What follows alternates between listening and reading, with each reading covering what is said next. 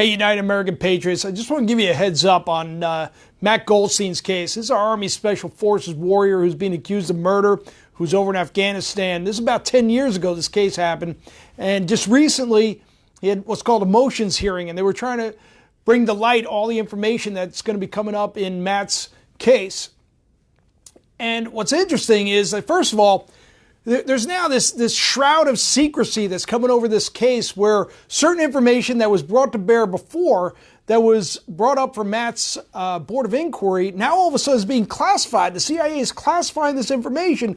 And, this is similar to what, the government did with al-Nashiri's case, the terrorist or the alleged terrorist who supposedly blew up the USS Cole.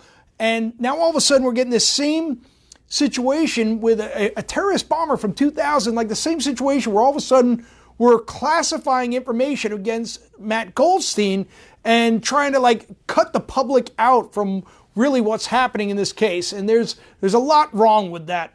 The next thing is that this supposed new information against Matt Golsteyn, this case has been around for, again, a decade. Now all of a sudden there's new information that apparently came from a CID, an Army investigator, going over to Afghanistan and supposedly interviewing the son and a cousin of this individual who allegedly Matt killed, or as they're claiming, murdered.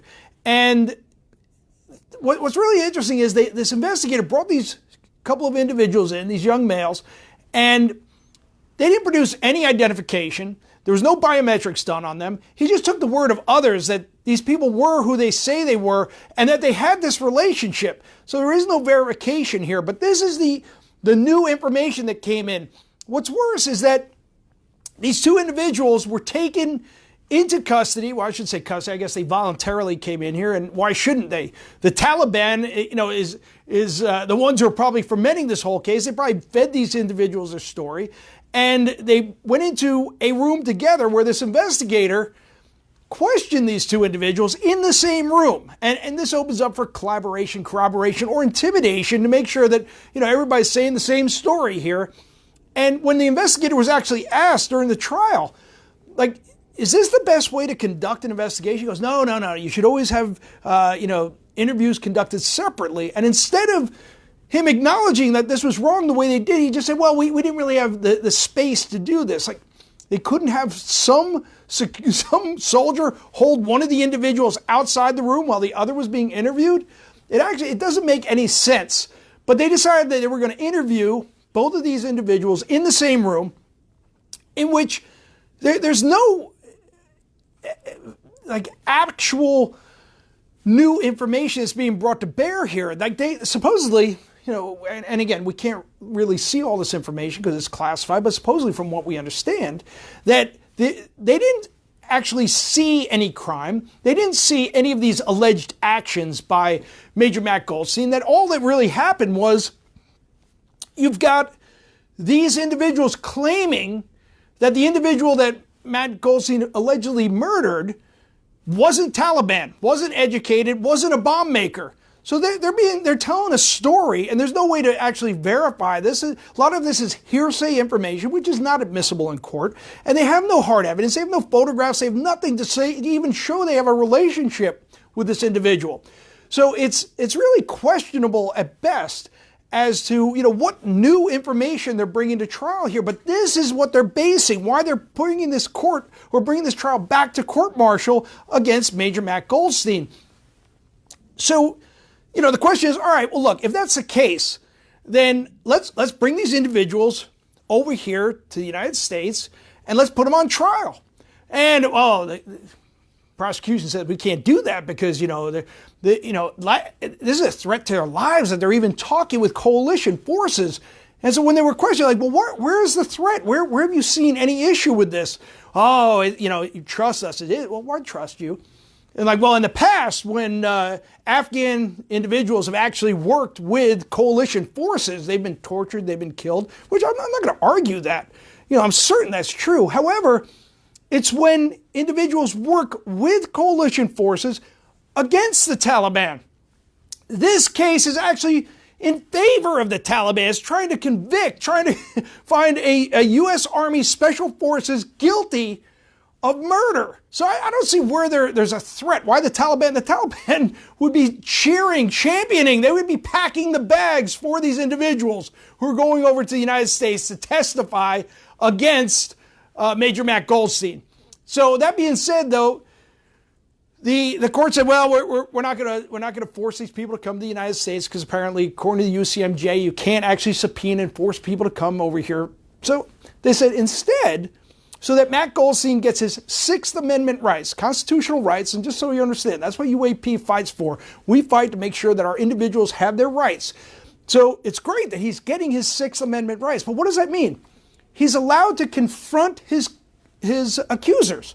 And this, if somebody says you've done something, you're allowed to actually look that person in the eye and actually ask them questions and have them say it to your face. You can't just anonymously have all of these accusations made against you without some sort of confrontation. So Matt Golsteyn now remember, Matt, this is a warrior who's been awarded Silver Star, and it was supposed to be upgraded to the Distinguished Service Cross. This is the second highest award for valor that our nation has, just below the Medal of Honor. So this is a warrior who's actually served in some of the most challenging times over in Afghanistan. He's confronted the enemy time and again. Now all of a sudden, we said, hey Matt, we're going to allow you to confront these individuals who actually didn't see anything, but they're making some statements that you may want to challenge.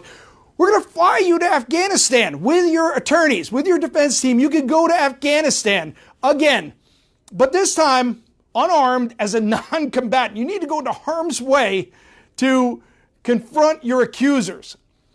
Absolutely ridiculous and absurd that the United States government continues to spend money, or I shouldn't say it. The United States government is allowing the Army JAG Corps, these prosecutors, and these investigators, I mean, they're just off the reservation. The fact that they're allowing them to continue with this is absurd. It's obscene. And this is where we really need to figure out what's going on here. You've got the Navy has come back and said, all right, we got to get our JAG Corps under control. Same with our Navy Criminal Investigative Service. There's something wrong here. And the Secretary of the Navy has come out and said, you know what? We're going to look at this. We're going to have both the Navy and the Marine Corps kind of do an investigation, figure out what's happening internally, make sure we're doing things right. And that's the right thing to do, especially after we've seen so much prosecutor misconduct that's been happening outside the Navy. But the same exact thing has been happening all the way at the highest ranks in the Army. And it's about time the Army step back and say, what's going on here? Why is there this personal vendetta against Major Matt Golsteyn? And we really have to look at this and say, what's going on? The president has already tweeted once talking about, hold on a second, I want to see what's happening to this hero, Matt Golsteyn. The president, as the commander-in-chief, has to come out and say, enough's enough.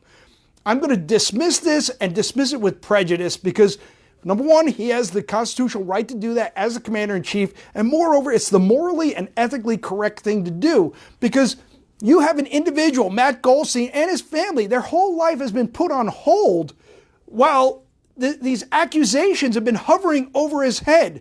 And I'll tell you, while I was sitting in court, it was absolutely despicable and embarrassing the way the prosecution tried presenting to the court that Matt Golsteyn had actually confessed. He had confessed these crimes multiple times, both in a CIA polygraph and on the news, on television, that he confessed his crimes, which is absolutely ridiculous. And fortunately, the defense stood up and said, hold on a second, that's not what's going on here. He made statements, actual factual statements about how he killed enemy combatants. And guess what? Killing enemy combatants is not murder. We send our warriors overseas to locate, close with, and destroy the enemy. That is not murder. And when we have our prosecutors standing up here stating that these are confessions, again, this is a part of the games they play. And then even after the judge came out and said, all right, let's make sure we use the proper terminology. Let's make sure we're talking about statements, not confessions. The prosecution acknowledged. And then when they went up there again, they started reading through various different things. And they said, and again, we want to make sure that these confessions, as if like, I forgot. We're not calling them confessions anymore. We're calling them statements. I mean, it was such a sickly, contrived, like it was embarrassing. It was absolutely embarrassing that they're playing these games in front of the judge, trying to curry favor with this judge to condemn an Army Special Forces warrior, a guy that, they couldn't fill his boots in the best of days. This is a warrior who's gone overseas, done the right thing time and time again, and now you've got these professional attorneys trying to act like they're cool and, no, it's not. It's wrong. This is absolutely wrong. Enough's enough. And here's the thing. All of you out here, United American Patriots, that you continue to support and contribute to everything that we're doing out here, keep up the great work. Pray for Matt Golsteyn. Pray for his family, Julie, his mom Nancy, his children, everybody. These people, they've gone through so much. And it's a time for you to reach out to your congressman and say, hey, knock this off. This is not what our nation's about. This is not how we support our warriors. Please get out there. Make some noise, share this video, share the information about Matt Golsteyn. It's absolutely horrific. And the thought of Matt Golsteyn having to go back to Afghanistan to prove his innocence. And again, think about this. To prove his innocence. This is not what we do. In America, you have the presumption of innocence. He's got to go prove his innocence? I'm sorry, that's not what... He stood up and he swore to support and defend the Constitution of the United States. And at minimum, he should be getting the same exact rights, if not more so, than all of us, because he stood up for all of us.